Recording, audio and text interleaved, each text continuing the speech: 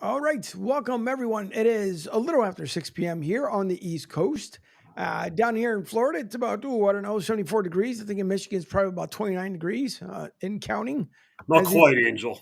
as it's getting closer to being colder out there It, in Michigan. Of it course, is. there's B from Beav's World here tonight. We are back at his Monday evening here on the Coastal Sports Network and Sports Radio 102.9 FM The Game. Brought to you by Broad Street South, the company that started it all. And we thank you guys all for tuning in. Don't forget, you can call or text the show at 727-858-6650, 727-858-6650, and make your comments here live on the social medias on Pete's Facebook, LinkedIn, YouTube, Twitch, Rumble, Kicks, Twitter, anywhere and everywhere in between, including SR1029thegame.com. And with that all being said, wow, what a weekend. And more importantly, I don't know. Listen, and apparently Howard Stern made some, stank about the Netflix thing. And I'm thinking, you know what? You haven't been relevant in the longest. So, regardless of whatever you say, it means absolutely nothing. But the only thing that's going to happen there is that Netflix is going to learn from their mistakes. Get This ready was for to me, Xmas on Christmas NFL games. yeah, but it's going to be, you figured, it's a trial run if you Of really course. look at it.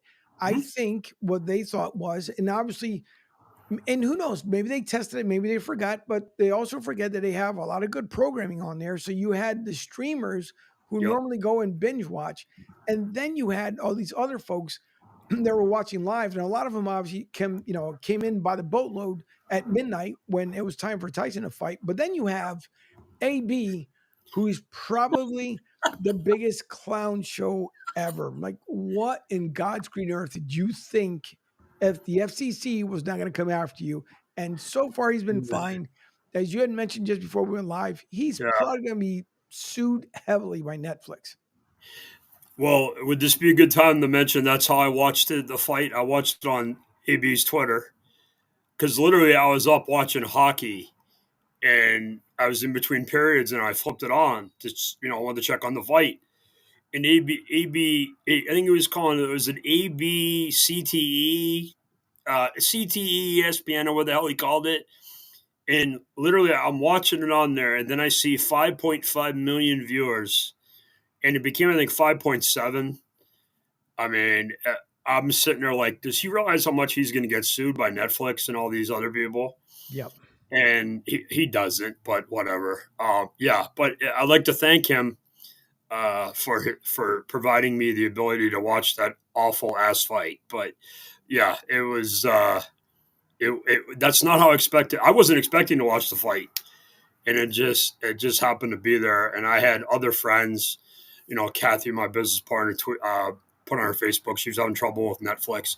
So the problem with this is if you understand how Netflix works, I became familiar with it because of Tommy's roast, but it's not supposed to be live. So imagine if they had like Yellowstone on there when it comes out, or Game of Thrones and things like that, where everybody want to go to watch it at like 9 o'clock or midnight at a certain time.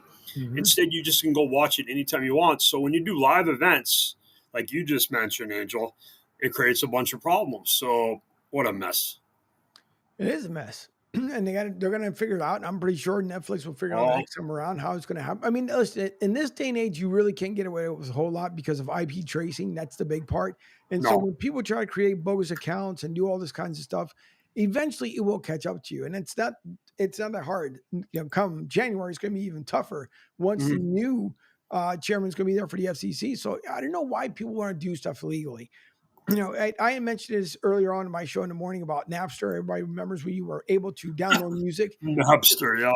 It's the same way. Like, why would you even bother? So, and who's to say? Listen, I don't know. Maybe the FCC decides, you know what? Everybody's IP who came up during that stream, somehow or another, you guys are probably going to have to pay a fine as well. So, I don't know how they're going to handle it. All I know is that was just a beyond dumb move on AB's part. But it's not. Again, it's nothing new. He's going to keep doing clown stuff, and whatever comes his way is going to end up coming his way. But nonetheless, it was, as Rich just mentioned a little while ago, it was an event. I mean, I don't think some people I know they put memes out there, and they also put like their little portions of what they thought. Where Mike Tyson came in was a left, and then kind of eased back because they both had to get paid. If they both collected, hey, I mean, whatever. Jake Paul, by the time he turns 35 years old, he'll have enough to say, you know what, I don't have to do this anymore.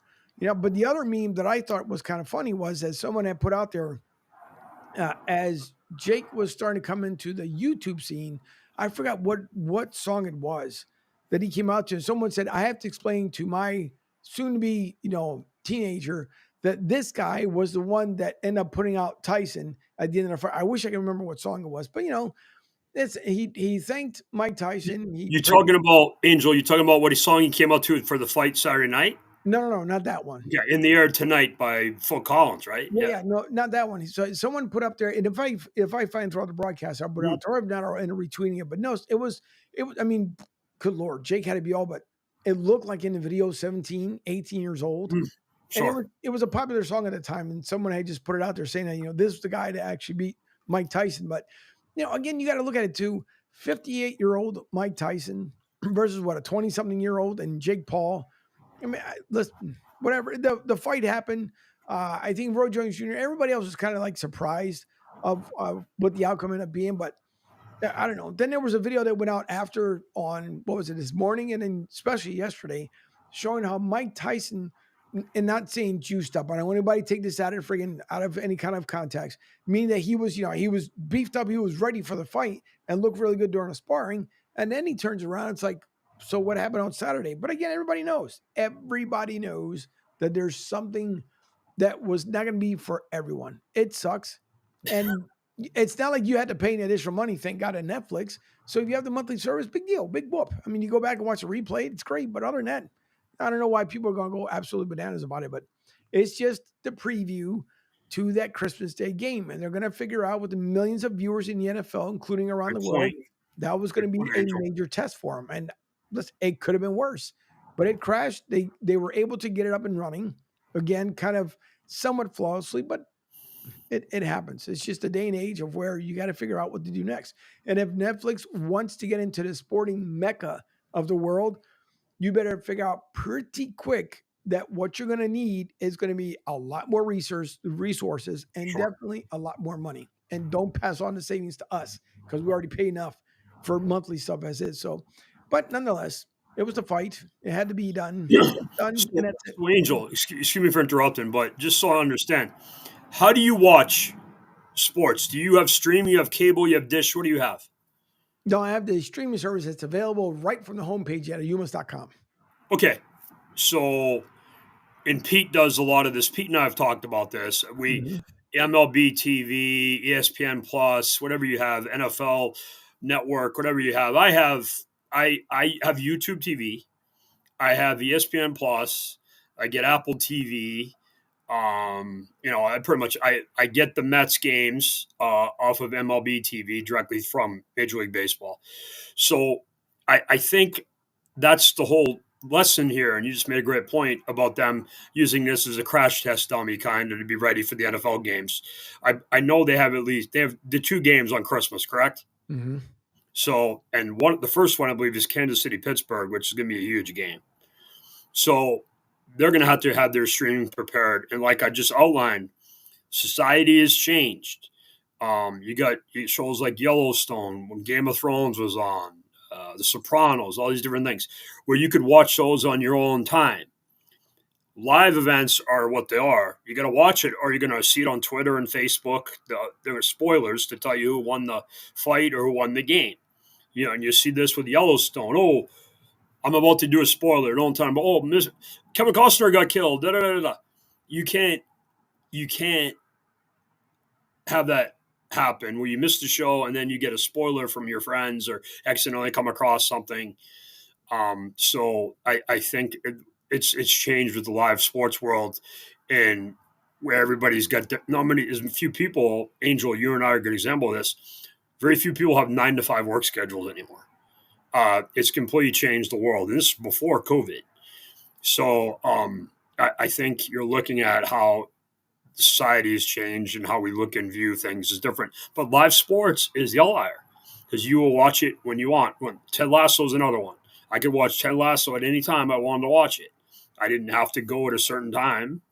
I knew it was out on Friday and I could watch it then or whatever. So, I know tonight at 8:30, Dallas and Houston are playing. Mhm. My Bruins are playing at 7. Your basketball team's probably got a game here probably midweek and then a game on the weekend. So, it is what it is, but it's the way the world is changed and viewed, and the streaming service are more of a convenience thing. Why pay $130 for cable when I'm not going to watch the 75 court TV channels they have? So just the way it is. I just wish it gets to the point where, and I understand it, where a lot of folks they go, I mean, and rightfully so, you go nuts because at this point, you pay for, first it was cable. Cable, when it first started off, everybody knows was like dirt cheap. And then, add this, add Yep. that, and things started upgrading. We went from 480p to 720, 1080p. Now we're at 4K.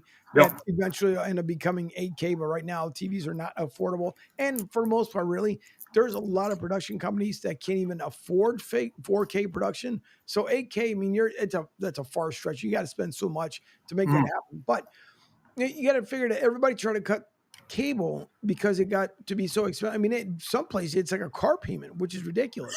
But then you start signing up for streaming service, and then you don't realize They you add have up. YouTube TV for what, 70 to $90 a month. Then you add in Netflix, you're already up to 90.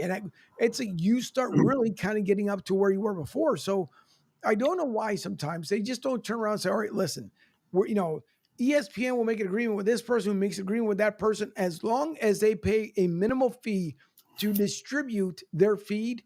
We Mhm. will branch it all into one package and then you guys pay this and that's it.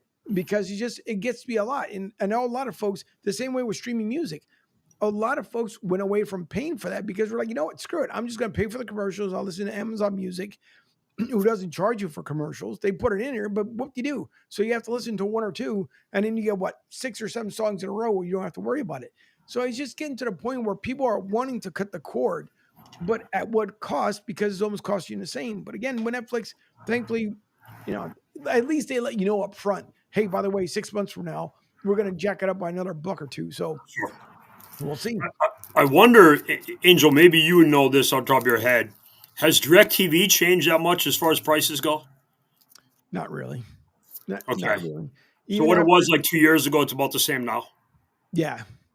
Even And after, that's even, with the Sunday ticket going to YouTube, which obviously hurt their business tremendously.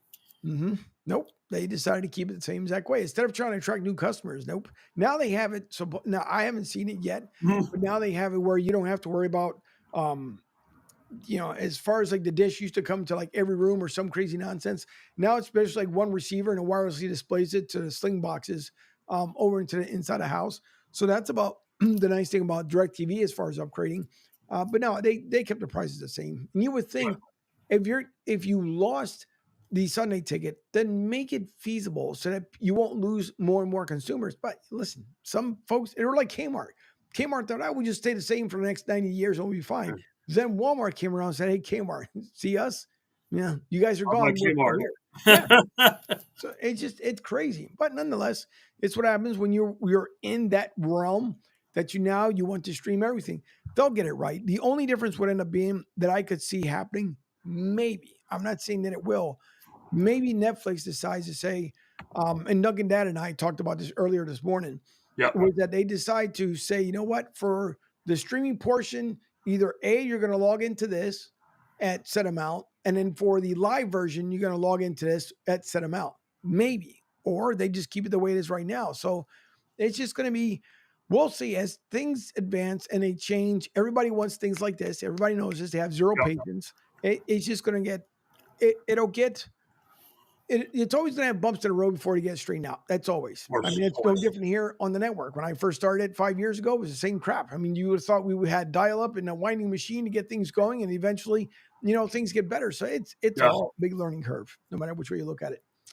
Tonight, though, Yep. before we get into one firing so far in college, but tonight we have the Texans and the 3-6 Cowboys, which I don't see them pulling off the win even at home, even after a Jake Paul fight, even after the entire, Jerry's world was completely sold out from, skybox to skybox. I totally forgot about that. Great call, Angel. That Jerry had a good weekend.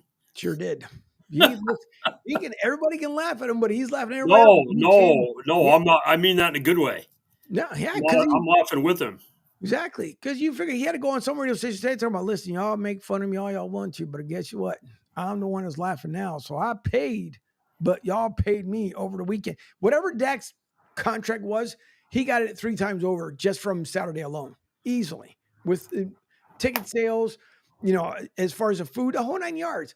I will say I don't understand. Let me revert back, and it connects with the Cowboys as well. I know the reason why they brought out the Cowboys cheerleaders was because of the Netflix special that's on there, just like some other people that are bringing in there. But I was like, I could really leave it. And this is no shade thrown towards the Cowboy cheerleaders. I don't want anybody to throw me any kind of hate mail, stuff like that. They're entertaining, don't get me wrong. But it was like, do we really needed it? I understand it was Netflix, but we didn't need it for a boxing match. I don't know. I just think it was silly. But if it helps the Cowboys today, maybe they were that little pep in a Cowboy step to beat Houston. But Houston's been struggling a little bit so far this season as well at 6-4. But I just don't. Against some other players back, Nico Collins and some other guys. Mm-hmm. Is Will Anderson playing? Do we know?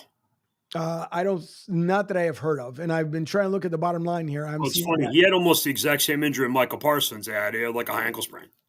Yeah. So, and Micah's back, but I mean, you wouldn't know it. He's too busy shooting off his mouth in the media. But Lindsay was there Saturday night. See, listen. and you just mentioned the coaching firings. It's just there's just so many of these guys they're going to get dusted. There's about 5 or 6 NFL guys.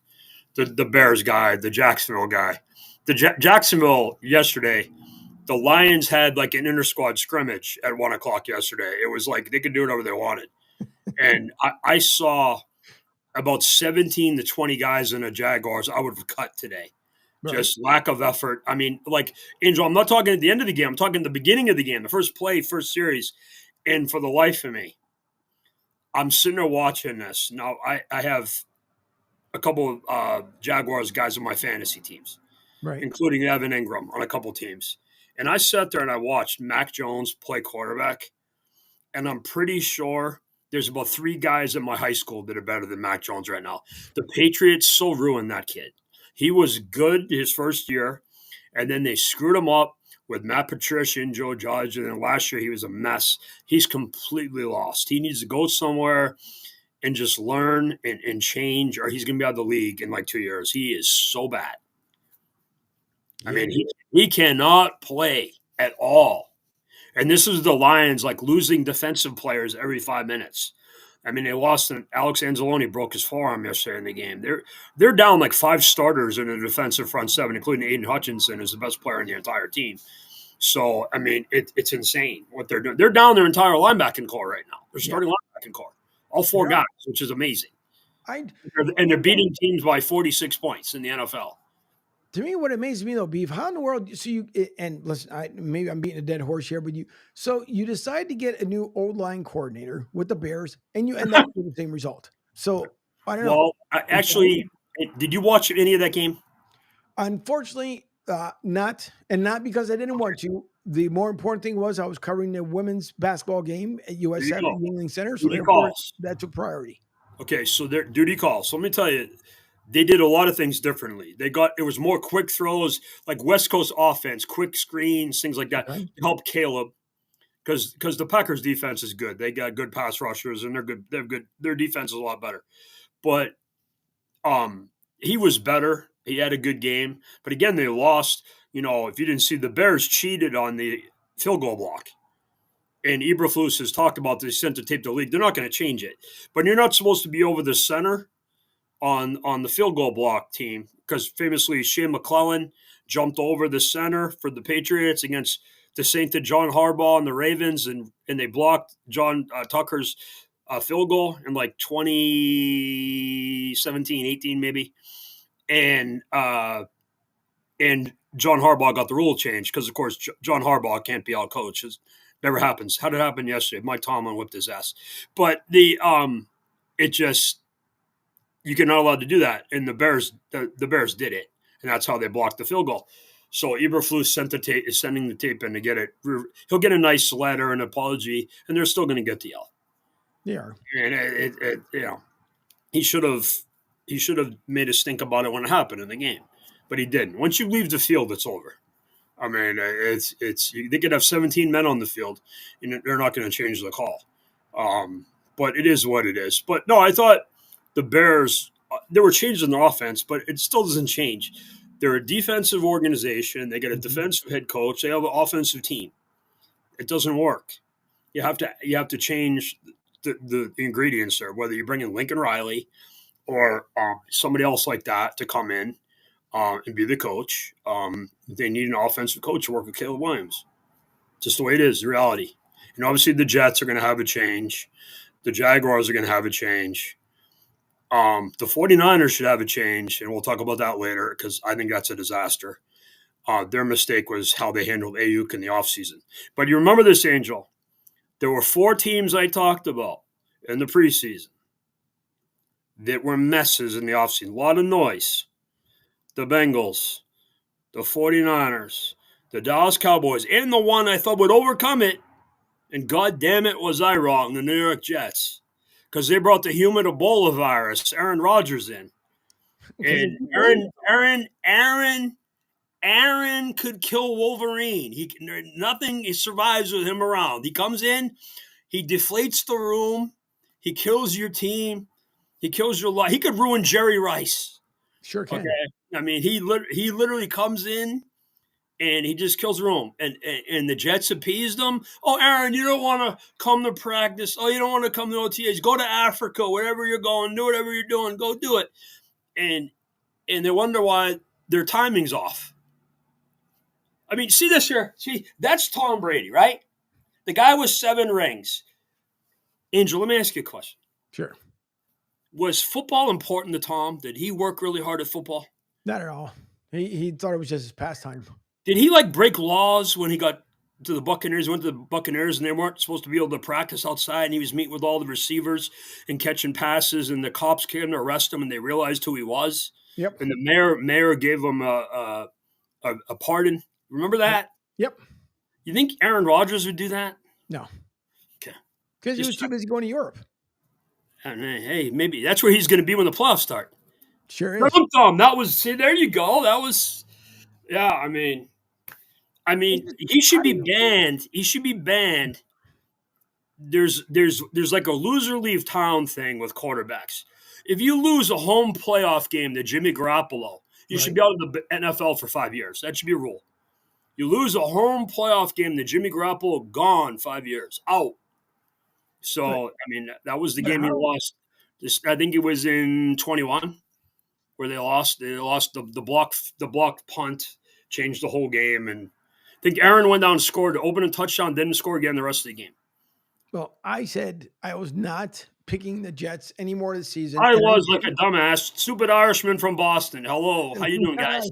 I said no way. The only game so far that I've lost, minus obviously when this plays out tonight, but the only game I've lost so far over the weekend was the Seahawks 49ers game. I thought the 49ers. Oh my God.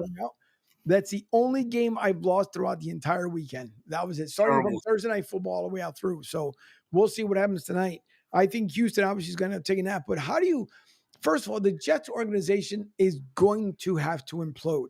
And listen, Jets fans, you guys might be well-loved, well-received. Don't get me wrong. In Philly, we do things differently. We actually don't show up. And when you don't show up, guess what? You tell the owner. You send a direct message. We're not putting it up with, and we're not buying what's on the field. It happened with Chip Kelly. Fans didn't show up, and Jeff Lurie was like, whoa, hold on for a second, folks. You're taking money out of my pocket. So Jets fans, you keep showing up. I don't know what it is. You guys are worse than Cowboys fans where they're still sitting at their VCR with Uncle Rico and saying they're going to win. I swear they're going to win. I just don't get it. Why? Why are you doing that to yourself? Why go to the Meadowlands and spend your glorified money on just nonsense? Because Aaron Rodgers is not getting you to the promised land. But you guys keep believing that. He wants to come back too, Angel. He's got like 47 million reasons to want to come back. But yeah, I mean, as my good friend Francesa says, garbage. It's the Jets. I mean, but part of it, they're conditioned to take a beating. They're like the Chicago Cubs of the Cubs before they won the World Series. Right. They're the Chicago Cubs of the NFL. I mean, my favorite story and stat with the Jets, my good friend Ann O'Connor came up with this. The Jets, last time the Jets won the Super Bowl, we hadn't landed on the moon yet. Think about that. They had Bill Belichick twice for about a total of 5 seconds as their head coach. They lost him. They lost Parcells. I mean, they could have drafted Dan Marino. They didn't. They could have drafted Warren Sapp. They didn't. There's a whole bunch of other things they did.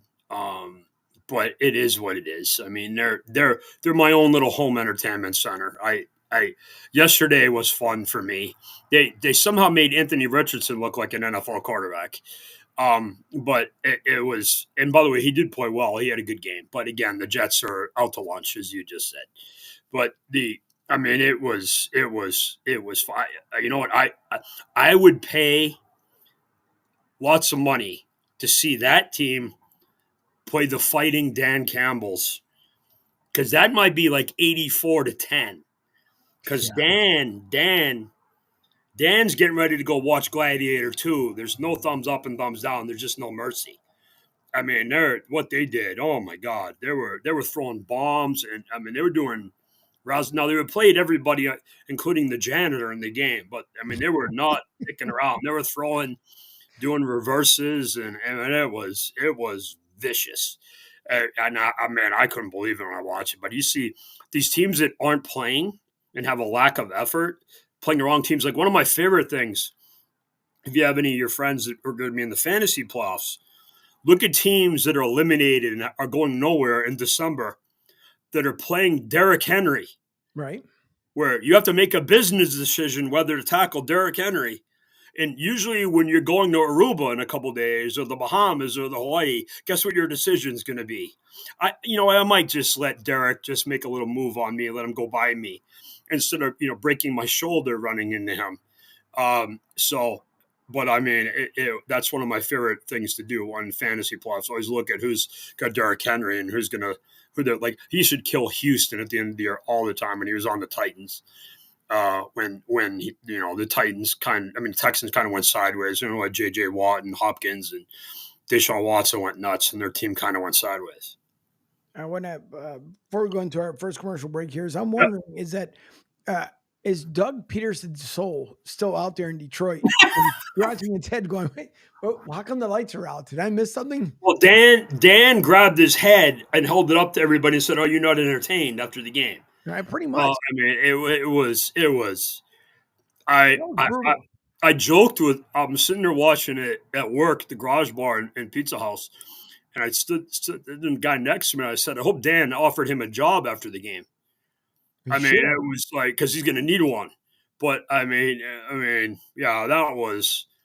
How often do you see a game like that in the NFL? It's funny, because you just mentioned the Jaguars. Remember, they did that to Dan Marino in his last game. Wasn't that like 59-10? Yeah. Jaguars of Fred Taylor and those guys. Remember that? I mean, was Jimmy Johnson still the coach? I think he was. I think he was. Oh my God. That was a game I remember like that. And the other one was my senior in high school, 90 AFC Championship game. Poor Howie Long and the Raiders without Bo Jackson at the Bills, when nobody knew how to defend the no huddle, the K gun. That was like 49-10.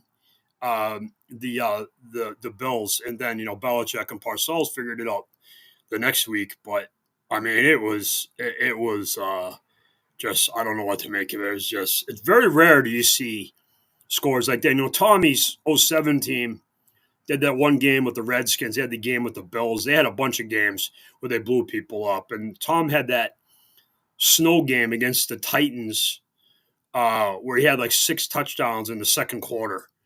That was in the snow. I think Kerry Collins was the quarterback of the Titans at the time. Another game with the Cardinals and Matt Leinart was playing where they put up like 55 points. But, it's very rare. You don't see games like that very often in the NFL, like arena football numbers. But I think the Patriots, I think the Lions scored a touchdown in every series, every time they had the ball, except the field goal at the end. which was nuts. Yep. The field goal to get him 52. I feel honestly, I feel so bad for Dougie P because Yeah, he's a great guy. Yep. And listen, their team, I don't know what's happened to our team. I've always liked them. I had them going to the Super Bowl last year, and they have just fallen off. There's Trevor Lawrence has obviously regressed. He's gotten hurt. Their defense is kind of mismanaged and out of whack. You know, my buddy Tom McManus, Meathead, who played linebacker at Boston College in the early 90s, he follows the team. He's all over social media. He talks about it. He's a good resource to look at it. I know, I think it's Mia comes on with Shep, right? Who is it? Mia Yep. is Mia the Jaguars reporter? Yeah, Thursdays, yep. yeah. She's on with Pete a lot. It's just they have good players. I just don't know what's going on, and obviously Doug's going to lose his job. But you know, I don't know what to make of that team. Hey, but they get a new stadium, though, Angel. Yeah, that they're going to get it. There will be plenty of seats available in that stadium. There sure will be. There you go. Plenty of them up there in Duval County. So who knows? All right, we're going to take our first break here of the evening. It is 6:35 here in Florida, Tampa Bay time. Then we'll get into the UMass firing, which is kind of incredible to me early on already that some coaches in college are saying, well, I guess it's coming to the end of the season too, but they're already been shown the door. So that's one.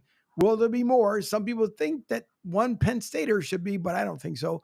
But we'll get into that right after break. We'll be back in about less than a minute and a half.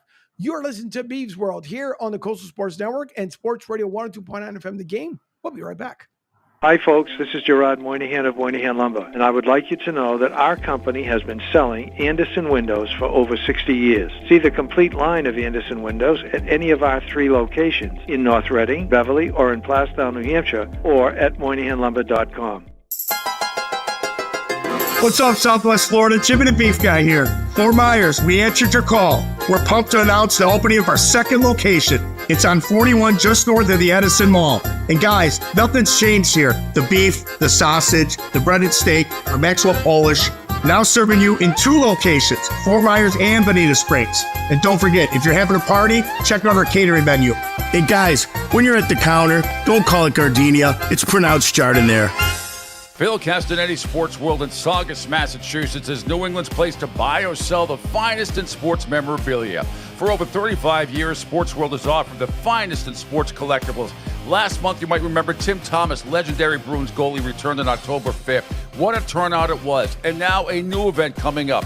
On Saturday, November 30th, it's Willie O'Ree, yes, the original Jackie Robinson of the National Hockey League. He'll be signing autographs to the public, $25 each. There'll be photos, pucks, and cards available. Phone orders are welcome. Just call 781-233-7222 for more information. Sports World in Saugus. Be there. Ion Tampa Bay is the latest news, weather, and traffic for Pinellas, Pasco, Ellsboro, Hernando, and surrounding communities. Stay connected on X, Facebook, and their website, iontp.com. Ion Tampa Bay keeps you informed on breaking news as it happens. Southwest Florida's newest game in town. Sports Radio 102.9, the game powered by Ion Tampa Bay. We'll be right back.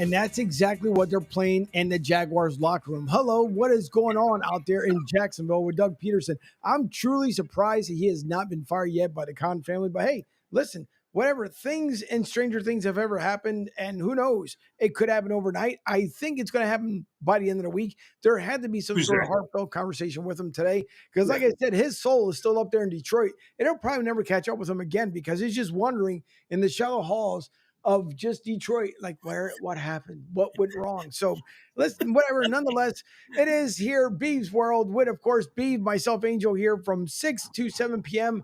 on Mondays and Wednesdays. And once the crazy basketball things and everything else start coming down, we'll get back to our usual schedule as we were before. And of course, Beav joins me every Friday at 11 o'clock, along with the party line, as we always do on our Friday here on Sports Radio 102.9 FM The Game. But this I thought was interesting, as Don Brown was fired from UMass and ending his second stint leading the program and the third overall with 2 games to play this season. And apparently he went 6 for 28 over the last 2+ seasons.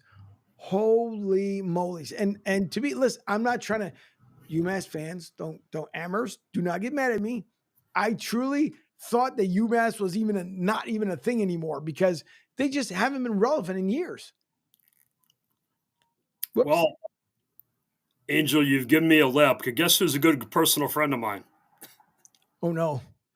Oh no. Don. I've known Don for 35 years. He recruited me in high school. Oh, okay. That's how old Don is. Just so I understand, you kind of outlined it. UMass was a Division I AA team like James Madison and Appalachian State and a lot of these other teams you're seeing getting involved. And they've been an independent. You realize in like a week they're playing Georgia? Mm-hmm. How do you think UMass is going to do against Georgia, Angel? Yeah, the same as Dougie P. They're going to be they could have Don Brown or Charlie Brown as their coach. It doesn't matter who their coach is against Georgia. I use that. I saved that for you, Angel. I appreciate Don would like that I did that. But they're joining the MAC. They're joining the MAC, which is going to help them. But, let me be real honest with you here. They used Don to get them through this rough patch. He's a great head coach, defensive coordinator, defensive mind. He has a proven track record. He was incredible here. He was a Broyles Award finalist. And all these other things he's done. He was doing a good job at Arizona. He left Jed to come home. It was more for family reasons with his grandkids and the rest of his family. Just an awful job by UMass, how they treated a good man who deserved better. There's a legacy there. He was the defense coordinator when they won the national championship, Division I AA. Just a horrible thing, and good luck getting anybody worth a damn to go take that job. And that's just awful what they did. Yeah, and I'm trying to tongue in cheek it, but holy craps! I mean, it really nobody. Like you just said it. You're a football guy. You didn't even know they exist anymore. Right. And by the way, Angel, the funniest thing, every one of their games is on ESPN. You can get they have a deal with ESPN Plus. I watch almost every one of their games. They lost to Liberty in overtime the other day. See, maybe mine just skips over UMass, because I'm telling you, I had not a clue. Honestly, Angel, I'm going to let you know a secret. You're not missing much. You're not missing much. Don't tell anybody. Apparently not. Joey B, by the way, says, Beavs, who was better QB at Michigan, Harbaugh or McCarthy? Is this even a question? The viewers want to know. And is this my opinion? Well, there should be. This is an easy thing. JJ is. It's not even. Jim was a great player, right? But Jim lost a couple games. He lost to Minnesota at home when they were number 1 in the country. His senior year in 1986. I see the second question. Oh, the Brian Kelly thing. I knew this was coming. Yeah. He says, Beav, your thoughts on Brian Kelly and how he talked to that kid on the sidelines against Florida over the weekend? How long before Kelly is collecting millions while sitting at home? Well, it's funny that you bring this up, Joey B, because Michigan and LSU entered a fight over the number 1 quarterback in the country, who's from Belleville out here. His name is Mr. Underwood. And he was at that game that Brian lost. I think he was at the Alabama game 2 weeks ago. And then he lost the state playoff game Friday, excuse me. If Brian Kelly loses Underwood to us, he's getting fired. Now, the state is poor. This isn't Texas A&M where they have the oil barons, and they can just write a check. And some of these other schools, Angel, you might know, what's the situation with Florida State? I know they gave him a huge extension, but, 1 in 10 might cancel extensions, right? Wouldn't that kind of happen? Yeah. They could play the Delaware School of the Blind right now, and they'd probably lose. I don't know if you saw I tweeted this and shared it. There was a meme of Coach looking at the scoreboard, and it said Florida State 6, bye week 65. And it was all over the place. And I tweeted that, the poor guy. It's amazing what happened to them. Coach Norvell, who's a good guy, by the way, and he's done a good job of just having a nightmare year. I mean, actually, nightmare calendar year. After they had a great year last year, their quarterback shattered his leg, and their whole team went kaput. And they all went pro and went to the portal, and their team's garbage now. Mm-hmm. But Brian Kelly isn't worth any of our time. He's just a lousy guy. He got a kid killed when he was at Notre Dame. Had a kid go up in a equipment guy, a student trainer, go up in a tower in a windstorm, and the kid got killed. Look that up. He's just a bad guy. The Robert Saleh LaFleur story that's been out there. He was a head coach at CMU, and I believe Matt LaFleur and Robert Saleh were GAs for him, and he invited them over to his house for his Christmas party. Mm-hmm. And Angel had them park cars. Jeez. That's a well-known story, by the way, out there in the scouting circles that I just told you. Yeah, I think it was LaFleur. It was Robert Saleh, and I think it was LaFleur. To me, okay, I'm just not a huge Beyonce fan, so this means nothing to me. But this is from ML Football, where it says, breaking the cheapest get-in price for the Ravens-Texans game went from $169 to $284 as soon as Beyonce was announced as the halftime performer on TickPick, whatever that is. 41% of tickets sold for TickPick. I like that. There you go. TickPick is a thing? TickPick? That's what it's called? Yeah, TickPick, TickPick. Yep. Listen. Apparently, they want to join the realms of others, but it says that 41% of it's like a porno site. It sounds like a porno site, Angel. That's what it sounds like, yeah. But they turn into a ticket site. But they said on Christmas, kind of like Beav's World. That could be a porno site, hey, shit, I'm marketing people. Hit me up on that. No, Joy. No, as Joy. That's what I said. See, Joy. TICK. I don't want to have to go get Angel out of jail. I mean, this isn't good. He could be in jail with Antonio Brown. Antonio Brown would simulcast from jail though and make money and then get fined. He would. I mean, he would. I don't know what to make of it. It's just nuts. I don't know. I just listen to me. No offense. You took $10 million.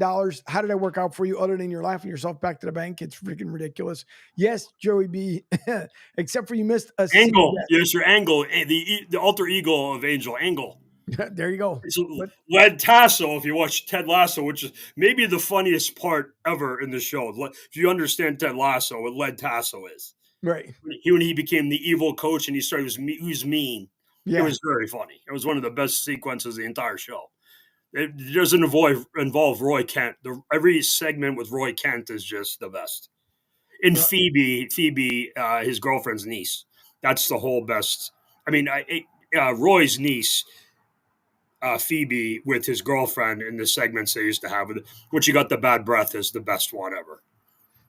Phoebe there, when she got the best bad breath. The bad breath, it was so good. I may have to go back and watch that one. You need to watch just any. Are you a Ted Lasso guy? Yeah. Oh, just go on YouTube and do Phoebe bad breath, and you'll see it. It's awesome. I have to go take a look. And by the way, the best part of Roy Kent, right?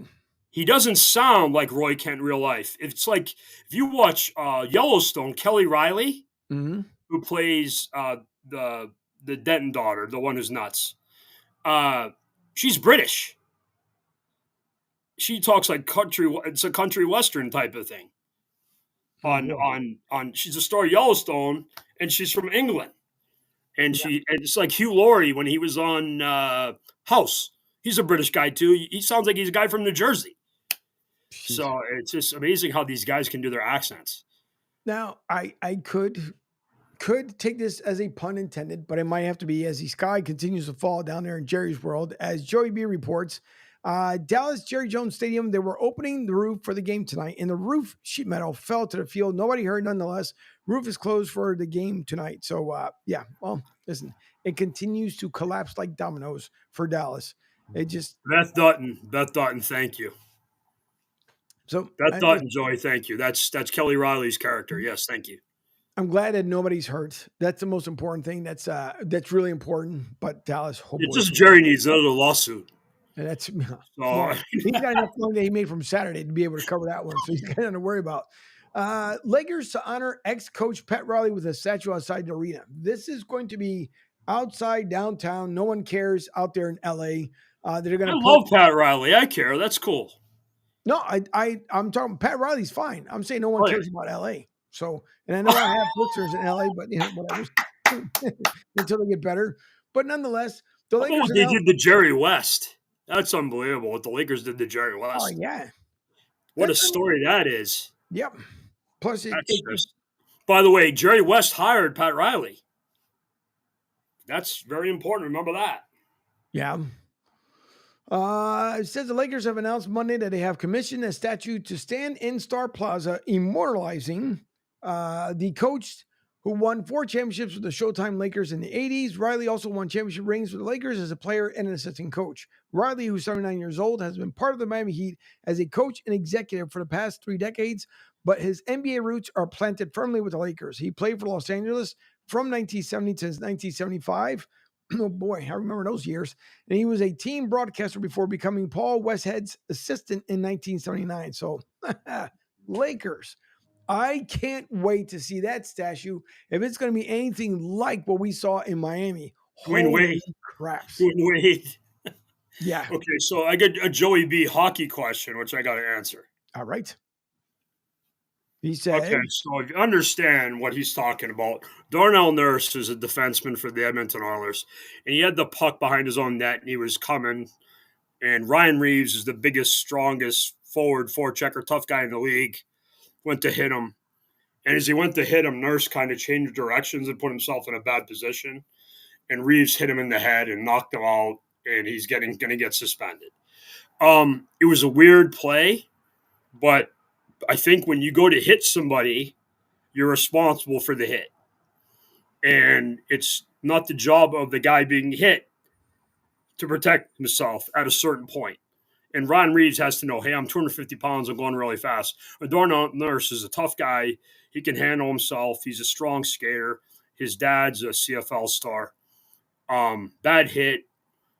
Is it the worst thing I've ever seen in my life? Is it Ulf Samuelsson on Cam Neely or Claude Lemieux on Chris Draper? No, hell, I've done worse things in games. But it was a bad hit, but there's circumstances behind it. Maybe 5 games is what he's going to get. 5 games because he's Ryan Reeves. You know, he's a guy's a tough guy. He fights with his fists. He doesn't need to do. He can knock guys out without hitting people upside the head with his elbow. And it was a weird play. I didn't get to see it, but I'm glad he ended up asking the questions because I know it's all over the internet. You can find it on Twitter, YouTube. Just type in Darnell Nurse hit, and it will come up. He's okay from what I've seen and understand. He's okay. He I think he got up and was walking around. This wasn't Mark Savard, Matt Cook, which is probably the worst one I've seen, particularly the habitual defender in Matt Cook. And of course, I'm a Bruins fan. And Ulf Samuelsson, I mentioned what he did to Cam Neely, and there's others. Chris Draper and Claude Lemieux is another one that everybody's seen. And Claude Lemieux was also a habitual twit who did that to a lot of guys. You know, as you were mentioning, by the way, of Shanahan, apparently he's now, as checking around here, our bottom line, that he deserves more scrutiny after a stunning loss to the Seahawks. Mm-hmm. Listen, I mentioned he's not a head coach; he's an offensive coordinator. Correct. He's Mike Martz or Buddy Ryan. Yeah, that's what he is. He's not a head coach. Their special teams suck. They lose. They've lost at least 2 games this year because their special teams suck, and they always suck. Yeah, you're absolutely right. They never should have paid Ayuk. I told you this in August. They should have traded him. They should have. But when we went up to Vegas this year for Radio Row, I knew it just sitting there or standing there, while he was sitting and talking out there on Monday night for media night. It was, to me, it was like, you don't sound like you're confident in your team. You don't sound like you're what a head coach. You listen to Andy Reid, and yes, they won their second one in a row, but you listen to Andy Reid, it's a whole different story. Even Mike Tomlin, for that matter, and I pick on Tomlin a lot. It's why he's highly compensated. Right. But he's just like he's just I don't know. You're not and if people are gonna just get on you even more, rightfully so, because San Fran, I think, to me, deserves better. But again, we've seen people just do what they do and don't get rid of coaches that are supposed. Look at Eberflus. I'm not sold on Eberflus in Oh, Chicago. he's going to get fired. He's terrible. He should. The But defensive coordinator. just because the Toronto Argonauts and winning the Grey Cup, does that mean they're going to now get that head coach because that's who they picked Eberflus from? How did that work on the NFL? It's way two different leagues. Not everybody's Bud Grant. Right? Yeah. Bud Grant's the one at C of L guy who's made it. So I mean, it's well, and Mark Trestman's another one. Mark Trestman he's an offensive coordinator. I think he's on Coach Harbaugh's staff on the Chargers. No, it is what it is. They're all different. I mean, where Mike Holmgren was doing before he went to be a coach, right? He's a school teacher. Yeah. I mean, there's guys like that. There's guys that are lifers like Belichick. Dick Vermeil was a lifer. He was like the youngest guy in the league forever. Bill Parcells, he quit for a while and was like selling insurance, I think, out in Colorado, and then he came back. There's others, but you can tell. I mean, anybody talking about Dan Campbell and the kneecap speech anymore lately from his first press conference? Nope. We might be watching that if the Lions win the Super Bowl. I mean, you never know where these guys are going to come from. Sean McVay is another one. My Sean McVay story, right? He was the Georgia High School Player of the Year in high school. He was an option quarterback, kind of like Julian Edelman was in college. Finished second in the state high school Player of the Year in Georgia, Sean McVay's senior year. You've seen him play a lot. Calvin Johnson, Megatron. Wow, did not know that. By the way, that was another situation too. What did he ever? And I know he says he didn't quit, but it was ironic to me. Like, just out of the blue, he was like, you know what? I'm done. That's it. Don't want to do it. Calvin Johnson? Yeah. They kept it quiet. He had a very arthritic leg, and you just couldn't practice. That's why he's in the medical marijuana.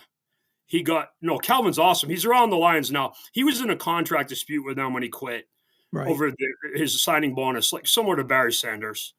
When Barry Sanders quit and tried to ruin the Lions, and they sued him over the money. But Calvin just had signed an extension, got signing bonus money. You know how the salary cap and everything works. So he had a really bad arthritic leg. He couldn't practice a lot, and he just got through games. He has a permanent high ankle sprain, basically, is what he has. And he couldn't practice, and he told him to quit. I mean, if you understand, Frank Ragnow, the center, he tore his pec. He's playing with that, but he has like permanent turf toe in one of his legs, and he just has to manage it. They can't get surgery to fix it. I mean, he's gonna like walk around with a club on his foot, and they manage his practice schedule and everything. He only practice one day, take a day off, and then in like week 4 he tore his pec. So he's playing with that. And usually guys shut down with that injury itself. He's got turf toe and a torn pec. I mean, just to give you an idea how bad turf toe used to be back in the day. Jack Lambert got it and had to retire. We've all seen the videos of Coach Prime, Dion. He had that foot operation with his toe. That was from turf toe, what he had. That surgery where I think he had 2 of his toes removed, if I remember correctly. That was from turf toe that Dion had. So you never know what's going on with these guys. That's why I always tell people, hey, make fun of these guys with their money and all that. There's side effects to what these guys do in their lifestyle, quality of life. I'm 53, and a lot of days, I mean, I have a hard time getting up, and I wasn't a middle linebacker in the NFL for 10, 15 years, like Chris Spielman and Ray Lewis and some of these other guys. Right. But, the toll it takes on you. Imagine what it's going to be like to be Gronk in a couple of years. Yeah. Mark Bavaro back in the day, Shannon Sharp, Tony Gonzalez, guys like that. Ben Coates is in terrible shape. Physically with a lot of stuff he dealt with. And, we've seen the concussion movie with Andre Waters, Dave Dorson, Justin Strzelczyk. It's tough to deal with that, all the injuries and so forth, the toll it takes on your body. The one I feel for even though he's still playing, you figure Patrick Mahomes, for so much they shoot him up just to be able to get back into the game, that's going to take a major toll. When he gets into his 30s, and he starts creeping into his 40s. It's already starting to happen, Angel, if you watch him play lately. Yeah. I mean, just an example, when he got the high ankle sprain a couple of years ago, Mm-hmm. that is an awful injury. So if you understand, if anybody's ever sprained their ankle, have an high ankle sprain, basically you're running, but you have no idea your foot's there. You have no control over your foot. I've done it in both of my legs at different times. It's an awful injury. You're not right for at least a year. You can literally tell what the weather is going to be because it's basically like the bone marrow in your leg that is affected, and it's an awful injury. Anybody who's involved with legs and feet, the foot doctors and so on will tell you you're better off breaking your ankle than getting a high ankle sprain. It's a really bad injury. No, I mean, I remember when obviously for the Super Bowl where he got injured just before the half, and then he comes back out the half like there was nothing wrong with him. And I mean, I'm sorry. Well, the other part of that, Angel, right? In the postseason, they don't drug test. Wait a minute, did I just give something away? Oh boy. Well, then I'm going to get in trouble. Yeah, that explains a lot. Holy crap! Like how Gronk can play in the Super Bowl, they basically broke an ankle in 2011. Yeah, they don't. That's how Ray Lewis got through the postseason with his. Remember, he was getting the spray. Was the deer antler? Yeah, deer antler spray. What's he got going on? Yeah, well, I mean, in all defense, Joey B. What Mahomes, you got to understand with the Chiefs have completely changed their team. With Coach Spagnuolo, they're more of a defensive team. They've got a running game now with Isaiah Pacheco, who's awesome, but he's been hurt. Kareem Hunt's in there. Their O-line's really good. And they just use Trevor Kelsey as like the Wes Welker, Julian Edelman slot, go to him in clutch, Xavier Worthy over the top. They brought in DeAndre Hopkins, the knucklehead who tore up his knee, who had the offseason stuff from Rice. Was part of their team. They changed their team. They're more of a defensive team. But these hyper-athletic run-around guys, Lamar, Josh Allen, to a lesser extent, Joe Burrow, they all get hurt. They're all going to get hit and hurt.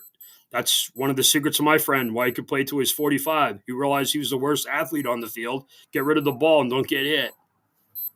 Yeah, it's just I know the CTE stuff went around. I mean, it's just these guys, same way with Tua. I mean, the same thing. He's one more concussed. And there's another great example. Angel, did you watch the Dolphins this weekend? He got the ball out fast. Well, he had to. He's got another choice. But that's the point. He had to have his hip. He had to have his hip broken and his head caved in to figure that out. Yeah, but it's listen. Whatever, they get paid millions of dollars. We watch them, we root them on, whatever, until it gets to the point where how much they should have learned a lot from Junior Seau, and they continue not to do so. But Junior Seau is, because I grew up idolizing him and watching him. Mike Singletary. I was a linebacker, so Mike Singletary, Lawrence Taylor, all those guys, Andre Tippett. I mentioned Chris Spielman. We used to hit with our heads. And that was taught that way, and it changed. And what's happened with, Junior, because when he retired, he was the all-time tackler in the history of the NFL. And then, the game's changed now with more spread and wide receivers, less tight ends that can block, no fullback most of the time. And there's just more finesse and speed to the game. But there's less fundamentals in tackling on power. That's, I talked about Derrick Henry earlier. I mean, if you don't do form properly, trying to tackle Derrick Henry, you're not only not going to tackle Derrick Henry, you're going to be in an ambulance because you're going to get broken in half. And there's so many. I mean, Josh Allen, that big run he had last night, look how bad some of the form tackling was on him. He's 240 pounds, and he runs like a 4.5, 4.6 40. Lamar, same thing. But Josh was more of a power thing. And again, I like to kill John Harbaugh. But that play they ran in the 2-point play, here's the first mistake. Angel, let's do a tough question. There are 2 players on the Baltimore Ravens offense you should be focused on every play. Who are they? Quarterback and center. No. Skill position guys. The quarterback's the first correct answer. Then who's the second guy on the Ravens? When you go to play the Ravens, you have to stop these 2 people. What's called Derrick Henry. Thank you. Where was King Henry on the 2-point play? I don't know. The sideline. Well, now the Ravens are going to learn from their mistakes. And that's what it takes. You learn from your mistakes. And unfortunately, that's the way it's going to end up being. So, as my friend Mike Tomlin likes to say, that's why I'm highly compensated. So, I mean, by the way, I think, is Lamar like 1-9 against the Steelers? I think so. I saw that stat. He was 1-8 going into the game, I believe. Yeah. Like 1-9. Here's a great stat. I got the stat of the day. All right. Here's the stat of the weekend for you. Listen to this. The Steelers kicked 6 field goals yesterday, right?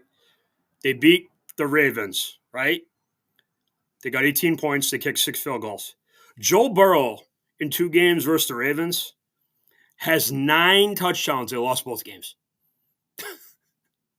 Wow.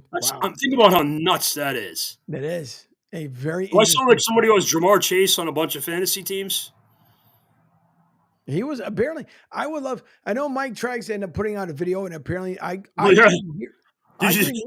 Jamar after the game? Yeah. Jamar was not exactly the ringing endorsement of Coach Taylor. I know, but I don't call the plays. I just play. I don't. I was dying to hear, but unfortunately, I couldn't hear it. I don't know what happened. Jamar's a good guy. He's not being a dick. I mean, he's actually telling the truth. Right. But, he and Joe Burrow are going to show up with like a white flag and say, "Can we get some fucking help? Help. Somebody, please help me." There's another team, by the way. They should have traded T. Higgins. Because they're not going to pay him. Think about how stupid that team is. They haven't decided whether they're going to pay Jamar Chase yet. The Bengals should fold their team and trade Joe Burrow and all their other good players, Sam Hubbard and Hendrickson and all those guys. Because if they're not going, who are you going to pay if you don't pay Jamar Chase? Like, seriously, what are they doing? The only thing I'm trying to figure out, that should be another head coach that really needs. I like Coach Taylor. What's happened to them is amazing, because their defense coordinator Lou Amaro is awesome, and they're just having it's a bad year. You just have bad years. The 49ers are going through this too, but that's more their off season, and the coach is a schmuck. But I like Coach Taylor. By the way, his brother's the OC of the Jaguars. If you didn't know that, Press Taylor's his brother. And I don't just their defensive coordinator is awesome. That's why they give the Chiefs problems. He gives Mahomes problems. But they've been bad 2 years in a row on defense. He's at least going to get fired, the defensive coordinator. I'll say this. Don't laugh. The Bengals are a dark horse team for Belichick. I thought your Eagles would get Belichick, but your buddy Sirianni stopped singing and talking about flowers, and his team's playing better.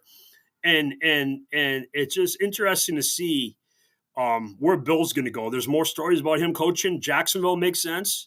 Yeah, that's right. I've heard the latest. But yeah, that's out there. That's been out there by a lot of guys. But think about how Atlanta didn't want to hire Bill, and they're kind of imploding. And by the way, how about Coach Payton in Denver? Unbelievable. Yeah. There's a guy. That guy can coach, by the way. See, but he sure can. Yeah, Bo Nix. I thought he was going to be like Colt McCoy. He's the real McCoy is what he is. Man, what a show. That was the second biggest ass weapon of the weekend besides the Lions. Hold on, the Lions just scored another touchdown. Let's go to Doug Peterson. Yeah. Doug Peterson. There was a stat that I just heard. Oh, no, hold on. Let me go back. I'm going to do Peterson again. I just saw it. Wait a minute. Did you think somebody just got fired? No. The stat about Bo Nix. The best thing, Angel, you and I have history because the first time we did a show, Pete Rose died. Remember?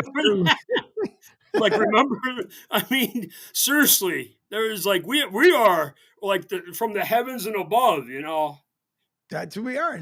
Now, it just came across here where it said quarterback Bo Nix is the first rookie in NFL history to complete 80% of his passes with 4+ touchdowns and 300+ yards.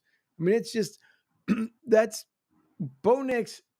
I think for a lot of folks, maybe some people don't think highly of him, but again, listen, it all comes down to your head coach. It all comes down to your coordinator as well. So we talked about Mac Jones earlier. Exactly. Yeah. Great point.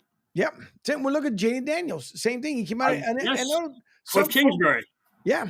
Some folks they didn't like what he did at the end towards LSU. I know he decided to take a pause with the ReliaQuest Bowl. He didn't want his stock to go down.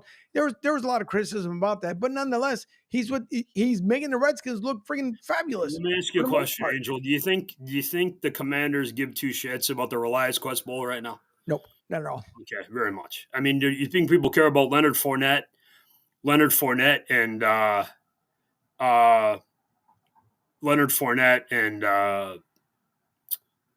Christian McCaffrey, their first two guys? My buddy Jake Butt, he played in a bowl game for Michigan against Florida State, tore up his knee. He says he doesn't regret it. It's Jalen Smith from Notre Dame who did it. And didn't one of the Bowleses get hurt in a bowl game? I think it was Joey. No, it was Nick. Excuse me. Nick got hurt in the bowl game, I believe. Where he hurt his leg. So, I mean, everybody's different. I mean, there's certain guys. Michigan's going to have to deal with this soon, too, because our team has a bad record, and we have a lot of high-level players that are going to get drafted high. There. There was a thing to do. I see what Joey B was talking about. I guess this came out about an hour ago, saying it's a giant piece of sheet metal fell after the AT&T Stadium roof opened for tonight's game. They showed it down the field. So, and it was like, I don't know. Now, someone might have picked it and moved it over to the side, but who knows? Maybe there was all the action that went on during the fight over the weekend. Maybe that's what brought it down. Something exciting is going to happen in Dallas because it's not the Cowboys. Sorry, Cowboys fans. You guys are still going to, well, let's see, you're 3-6 now. You'll be 3-7 unless Houston really, really craps the bag tonight. No, they need the game. They'll show up. They're going to have DeMacio Ryans will have them going. Here's the thing that it should be a sign. The kid who's playing quarterback for Dallas tonight, the CMU kid. What's his name? Cooper Rush. Whenever he's played, he's been good. You know why? Because their teams have been good. Because they had running backs. They had Pollard. They had other guys besides CeeDee Lamb. They had good tight ends, Dalton Schultz or Jason Witten back in the day. So they've had good teams. They had a way better team. Now he's playing. He's getting exposed because their team stinks. It's just CeeDee Lamb, hope, pray, and beg. I think Brandon Cooks is even out. So, and Michael Parsons has never been a run defender. He's a pass rush only guy. So their whole team is just a total disarray. And with the backup quarterback playing, he gets exposed. He has to do too much. And they missed Pollard. Pollard was a good player for them. And not only that, I mean, they let Pollard go. At the same time, Zeke got old. They let him go. Then they brought him back. And then, Zeke was being a nuisance in the locker room. They didn't bring him to a game. Why he's still on the team, I have no idea. But, it is what it is. I mean, they're the Cowboys. They're a joke. And it's not all Mike McCarthy's fault. I mean, Mike's there. He's responsible for the team. But, I mean, that's a dysfunctional, messed up organization at this point. It is. I know you're devastated to see it too, Angel, but you're excited. I know you're excited, though, because there is some good news for Eagles fans. Doug Spark. Tommy Cutlets is in for the Giants. No more Danny Dimes. It's Tommy Cutlets. I know. So everybody's going to be doing one of these numbers all over again. We're going to see. I know. And you know what's going to happen? Because he did it last year. He's going to win a couple games, and the Giants are going to lose out on a draft pick. Because that's what. Remember, if you heard the story, he was coming out of the stadium this year, and fans went after him. After Jaden Daniels and the Commanders beat the Giants, they're mad at him for losing their draft position. He won like 2 games at the end of the year after Daniel Jones got hurt. Yep. And they went after, and Cutlets didn't understand why they were yelling at him. The fans people, when your team's bad, they want you to lose and get a better draft pick. Patriots are doing this. They know Drake May's good, but they want them to get better players, and losing helps you get better players. So it's the reality of what the world is. You're either, here's the reality of the NFL: playoff contender or suck. You're either one of the two. You don't want to be 7-9. This is why the Raiders are where they are. They're always like 6 and 7 and 9 or 10, and they're never horrible. The one time they were horrible, they got Jamarcus Russell. That wasn't good. So, I mean, that was, like his game tape. Not good.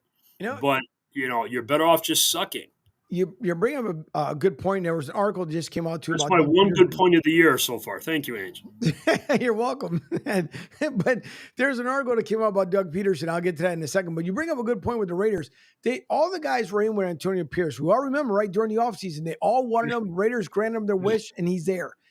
Is Antonio Pierce still the head coach for the Las Vegas Raiders? As of today, he is, right? Yeah. Wow, Ownership. Angel, are you trying to get some information out of me here because I might know people? No. Well, I don't know anything, but I think when you look at the end of the year, see how the team plays at the end. They don't have a quarterback. They're in a division with Sean Payton, Andy Reid, and Jim Harbaugh. Right.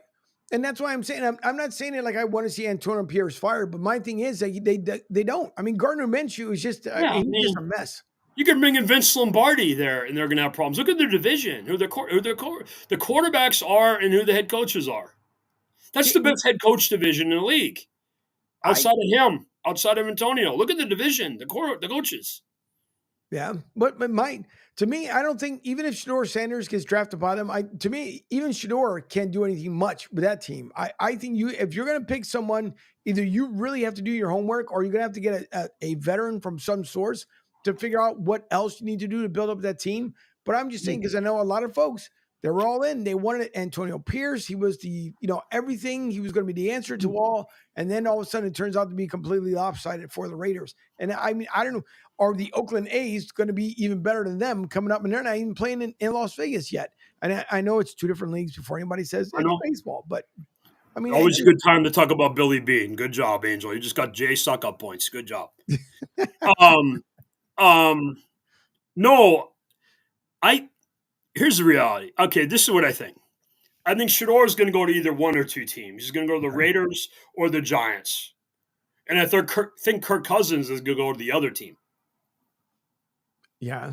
I get that. Started to see the Kirk Cousins divorce settlement talks yesterday. Okay. So that's where I think what's going to happen. Then and if Shedeur Sanders goes to the Giants, maybe they would keep Daniel Jones as a caretaker. But as part of what, and you and I talked about this a couple weeks ago, part of Daniel Jones being benched is injury guarantees in his contract. If he gets hurt, they owe him $23 million guaranteed next year. This was what happened to Derek Carr with the Raiders, the exact same thing. These escalator clauses are in these contracts, and these agents build these up. Hey, if my quarterback's on your team and he gets hurt, you have to pay him this next year. It's smart. But what happens is the player gets sat, then he gets moved to a new team, like Derek Carr gets a new crazy deal from the Saints. This is how Kirk Cousins kept getting money, because he would get franchise tagged and his money would go up, and then he moved and he went to the Vikings. But no, it is what it is. I mean, those are the two obvious. The Raiders, the Giants, the Jets need a long-term quarterback. I think the Vikings are going to move Sam Darnold. I wonder about Bryce Young in Carolina. I think Canales has kind of salvaged him enough, and they're not going to be good anytime soon. Right. So what's the point of doing that? Jacksonville just paid Trevor Lawrence, but he's hurt. What does Seattle do with my man from West Virginia, Geno?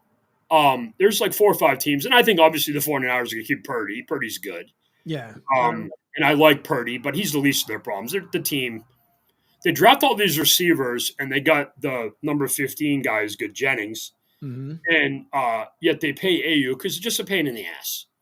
And that's why their team's in this shitter. And, of course, he got hurt, so that doesn't help either. But, the 49ers are just a type of team that could have used a replenishment of their roster with a trade of a good player in his prime. And Ayuk, again, the Bengals, same thing with T. Higgins, who's always hurt, and he's not as good as Jamar Chase.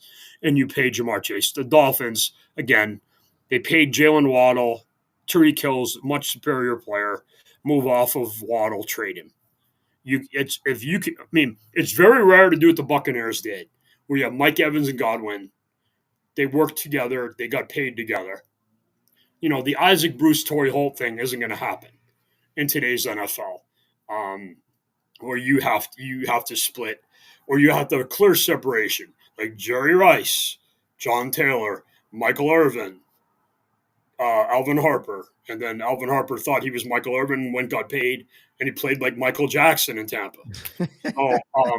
So it is what it is. But Larry Fitzgerald, Quan Bolden's another one.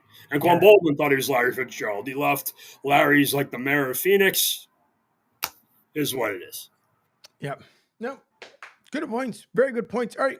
We're going to take our last commercial break here because we are going some bonus time, but I want to finish up with this article that just came out not too long ago about Dougie P, his explanation. And then some people are saying, don't point fingers.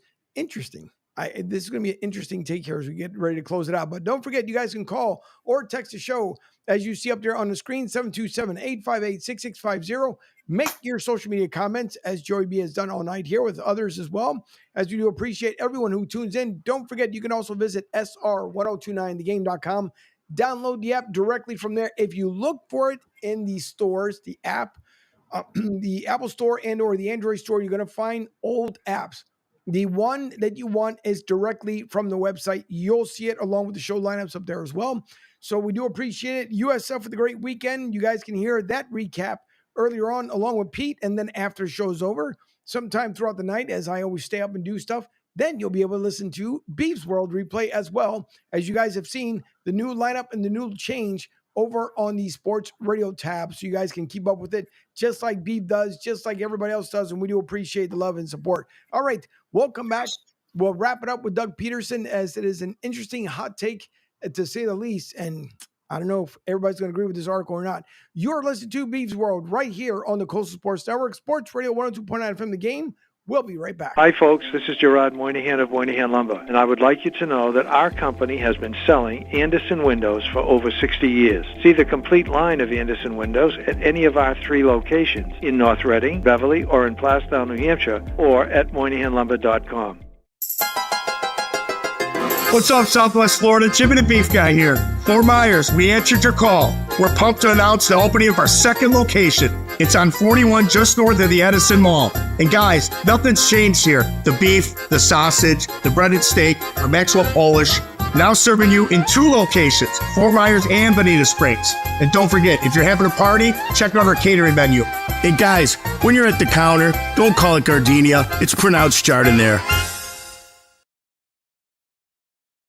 Phil Castanetti, Sports World in Saugus, Massachusetts, is New England's place to buy or sell the finest in sports memorabilia. For over 35 years, Sports World has offered the finest in sports collectibles. Last month, you might remember Tim Thomas, legendary Bruins goalie, returned on October 5th. What a turnout it was. And now a new event coming up. On Saturday, November 30th, it's Willie O'Ree. Yes, the original Jackie Robinson of the National Hockey League. He'll be signing autographs to the public, $25 each. There'll be photos, pucks, and cards available. Phone orders are welcome. Just call 781-233-7222 for more information. On Tampa Bay is the latest news, weather, and traffic for Pinellas, Pasco, Ellsboro, Hernando, and surrounding communities. Stay connected on X, Facebook, and their website, iontp.com. Ion Tampa Bay keeps you informed on breaking news as it happens. Southwest Florida's newest game in town. Sports Radio 102.9, the game powered by Ion Tampa Bay. We'll be right back.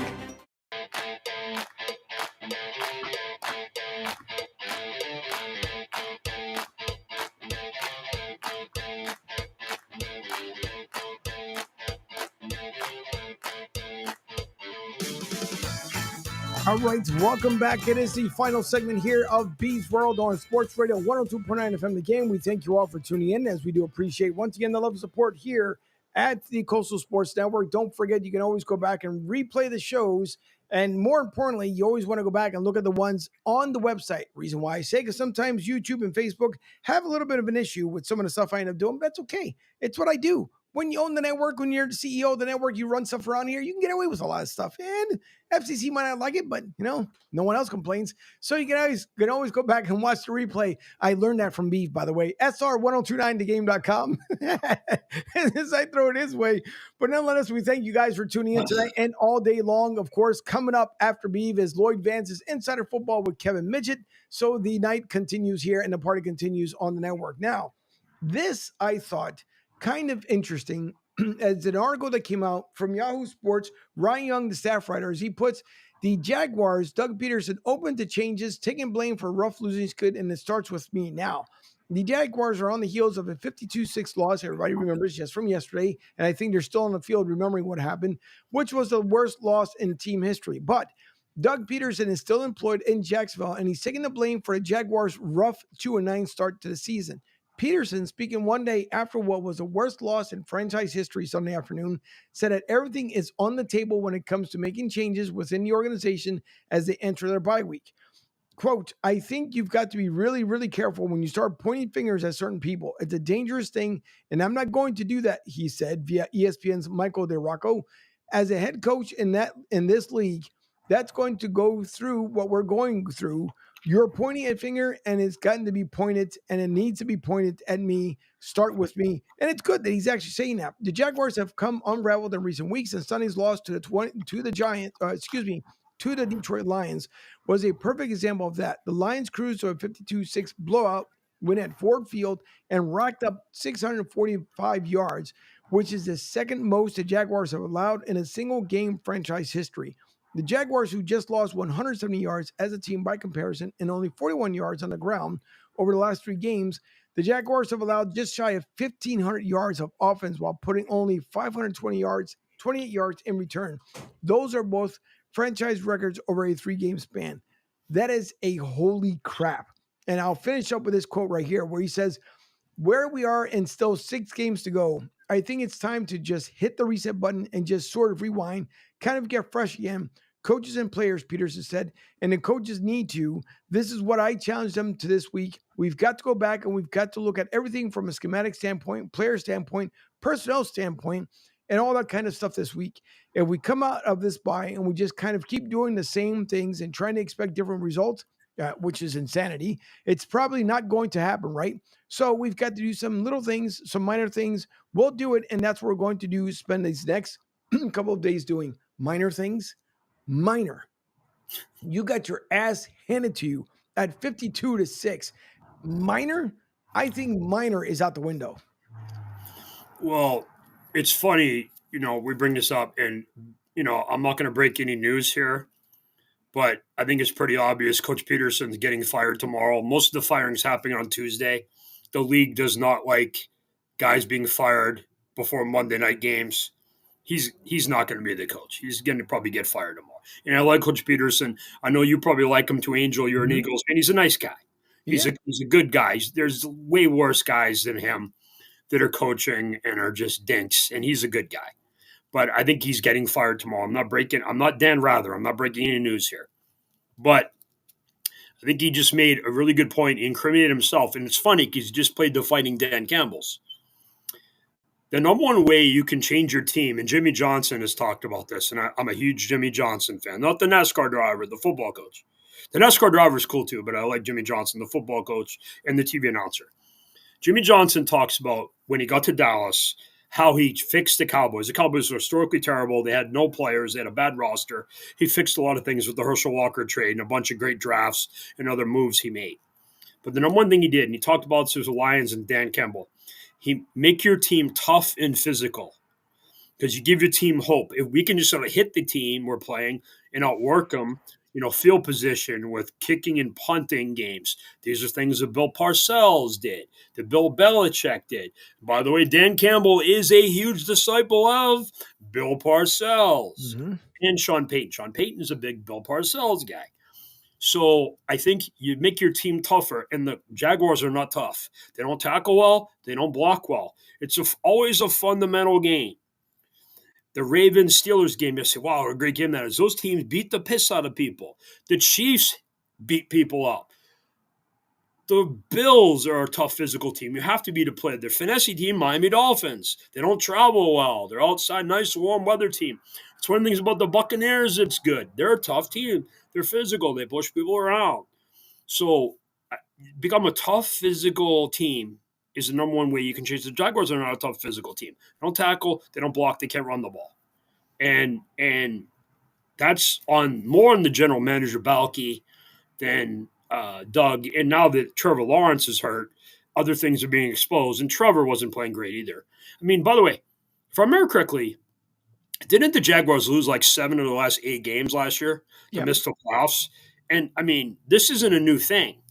They've, fallen apart. When you look at the 49ers, who are now 500, they obviously had a great year last year. They ended the season strong, and they got to the Super Bowl, and they lost with a lot of crazy things happening, balls going off, guys blocking on punts and things like that.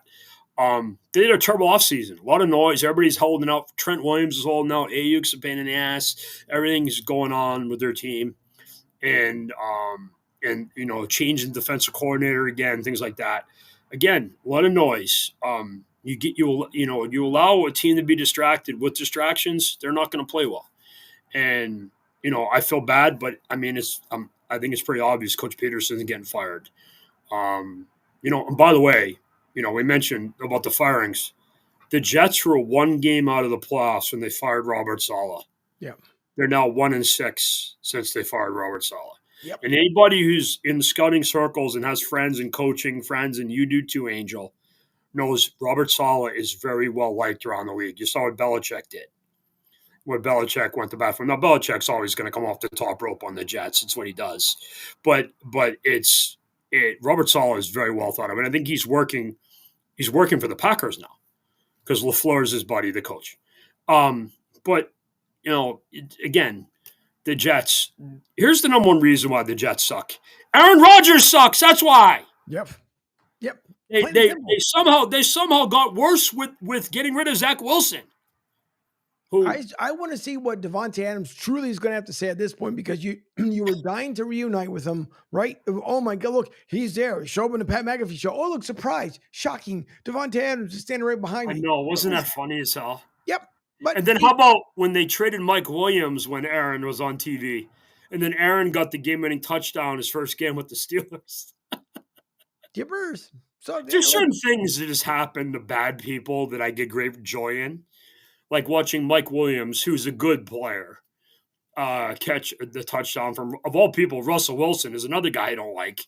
But just a good outcome and story. And again, Mike Tomlin, a real NFL coach. He knows how to use his players. Just an amazing job he's done with that team. I don't think they're reinventing the wheel. They're just a basic team way to do things. And under a normal year, he'd win Coach of the Year, but it's long overdue that the head coach of the Detroit Lions wins the Coach of the Year. He should have won it probably the last 3 years. But, but Coach Tomlin's just done a phenomenal job with that team. Yeah. And your buddy Sirianni, you want to beat on the poor guy. They're playing now. They're playing. But you're ready. You're ready. You got the taser out. You're ready to take him out. Yeah, exactly. The V for Vendetta, Angel. Whenever you just say Sirianni's name, and you become Angle. Because it's gonna. You just say his name and you lose your mind. No, because I'm telling you, it's just bound to happen. He's just gonna say something that I know is gonna drive me. Like, listen, I know. It's a 6-game Angel, win I have a guy like that. I have a guy like that too, as a Mets fan. You know the guy from the Mets who used to make me nuts? Who's that? All my Ann Arbor buddies are now laughing. Matt fucking Harvey. Oh my God. Yeah. When he conned Terry Collins into staying in the 9th inning of the 5th game of the World Series in 2015. Yeah. I love Terry Collins. He's a Michigan guy. He went to Eastern Michigan. I wanted to choke Terry Collins with my own hands. I love him. And he left Matt Harvey in too long. And Matt Harvey is Matt Harvey wants to be Derek Jeter without working hard like Derek Jeter. And he used to make me nuts. Yeah. And that whole, he's doing the inning limit thing when the Mets got to the World Series, doing the innings limit thing. He showed up late for a workout during the playoffs, and he made me nuts. and just a waste of my time. And of course, the Mets have brought him back, and he's around the team, which I scream and holler every time I see him. But it makes me. There's certain guys. There's very few guys from my teams that I'm like that with. I didn't like Max Scherzer and Verlander, the Mercenaries either, but that's more about them than me. But I hated Matt Harvey. Oh my God, I hated it. Oh, still do. Speaking of, and I know there's certain things I shouldn't say because someone's going to take the idea and run with it. But as we're talking baseball here, we're going to quickly wrap this up. Yep. So you have obviously the Rays who worked it out with the Yankees to be able to play in. The Yankees just need Angel more money. That's it. That's pretty much it. But they're starting to redecorate over there at Steinbrenner Field, and they're going to put it up there for the Rays. So I figured as we ended with this, since the Rays and Montreal were speaking, and they wanted to call them the X-Rays, if everybody tends to forget that, I figured the new name for the Rays will now be the Yays. You take out the Y for the Yankees, AYS for the Rays, and make your T-shirt, folks, because it's going to happen. The new team name will be for one season, the Tampa Bay Yays. So therefore, the Yankees can incorporate along with the Rays, and then so they're going to make a shirt of it. Can I ask a stupid question? Sure. The roof thing at the Rays. Yeah. Is it really that hard to replace that thing, or are the Rays just cheap? Or both? They're cheap. They're just cheap. Truth, you could take a rubber glove. You get it done in like a day, right? It's not that hard. No, it's really, really nonsense. Honestly, it really is. Why did it even exist, Angel? They shouldn't even. I mean, first of all, the council. I will have to agree with. Okay, let me hold on. Let me backtrack this a little bit. Achieve for you. Go ahead, my friend. Go ahead. Hit it out. Let's go. I don't believe the St. Petersburg council member who decided to come on the local TV here. What I know all about this because I'm a Bucks guy. Yep, go. Yeah, but he turns around and he says, I don't understand why they couldn't do it in Dunedin. Why couldn't they keep it in Pinellas? Or, why did it have to go to Hillsborough? Do they want Tampa fans? Is that the reason why bro, do you not understand how baseball works? Do you not understand how they want to be where the people are? Right? Like, what makes you Tampa fans don't want to make the trip over 275 and over to Howard Franklin because of the congestion there it is in St. Pete? I'm like, are you freaking kidding me? But listen, it's right by the highway. I've driven past it. Yeah, see the top. So, for one season, they'll be known as the Yays. Again, you guys make your T-shirts. You're welcome. It's going to happen. We'll see. But again, go ahead. I'm sorry. Angel, can I ask you, where is Amalie Arena where the Rays and where the Lightning play? Downtown. Right in this heart down. By Raymond James? By Raymond James? No, further down. So you got you got to keep going down 41 there, make a left on the boulevard, and then keep going into it. It's literally in the heart of downtown Tampa. So so from Raymond James to Amalie, you're looking at about, without traffic, about 15 minutes. With traffic, about another 30. Okay. But they're obviously both the Rays, the Lightning and the Bucks have way better stadium situations than the Lightning. Than the Rays. I just said it backwards. Oh, yeah. The Lightning, I'm going to do this right. The Lightning and the Bucks have better stadium situation than the Rays, right, Angel? Yes. There you go. I said it right. Yeah, no, you did. Plus, you got to figure, listen, God bless Jeff Finnick, the owner of the Lightning. Boston guy. Yep. You talk about turning an arena that was a factory into, that place. Like, listen, I came from Boston Philly. Guy too. Yep. Don't get me wrong. Love Philly. That's where I was born and raised. But you go to the Amalie, that is a fan experience when you go to the Amalie Arena. Jeff Finnick did it right, and he leased the building. You don't like Wells Fargo? Yeah, I've been there. Are you kidding me? You don't like it? In all fairness, I have not been back since the renovations, but I was not a fan. I absolutely like the Spectrum. Are you kidding me? That's my favorite by far. By far will always be my favorite was the Spectrum. It was like no place, no other like. It was a shithole, but it was your shithole. It was like the Boston Garden, yeah, and the old Foxborough Stadium. Yep, which Pete and I both have stories about. So they could have renovated. Truthfully, for the money that was spent at the Wells, which is Core States before obviously it was bought out and stuff, but it was like, the Comcast guys and everybody around there, yeah. Yep. I could have really, that's one stadium I could leave, not take. I could actually leave. So, but whatever. They want to spend the money, they did so. So that's it. Anyways, that's going to do it for tonight. I There you go, Angel. as always, Beav joining me here on a Monday night. You guys can always catch him again on Wednesday. Borrowing anything that comes up, obviously, because I am working with USF. If there is a basketball game, things happen. So nonetheless, we always come back and redo things. But don't forget, you can watch the replay directly over on sr1029thegame.com. Therefore, in case it's blocked anywhere else, just shoot over to the website and you guys can see it from there. But I appreciate Joey B, the text message that came in throughout the night. You guys in the comments, don't forget, you can always leave a comment behind over on the website as well. Let us know how exactly we're doing, but we appreciate everyone. Coming up after this will be Lloyd Vance's Insider Football with Kevin Midget. They'll close out the Monday night here on the long day at the Coastal Sports Network. So we thank you all. We appreciate you all. And we will see you once again on Wednesday evening. And of course, we'll start your morning off with the Pete Shepard Show from 7 to 10 a.m. So Beav, thank you very much. I'll be on there at 8:30 with Pete tomorrow, buddy. So we'll see you in the morning. Sure will. Okay, buddy. Have a good night. Thanks for everything, Angel. You're the man. No problem. You as well, Beav. All right, everyone. Have yourselves a great night. See you later on.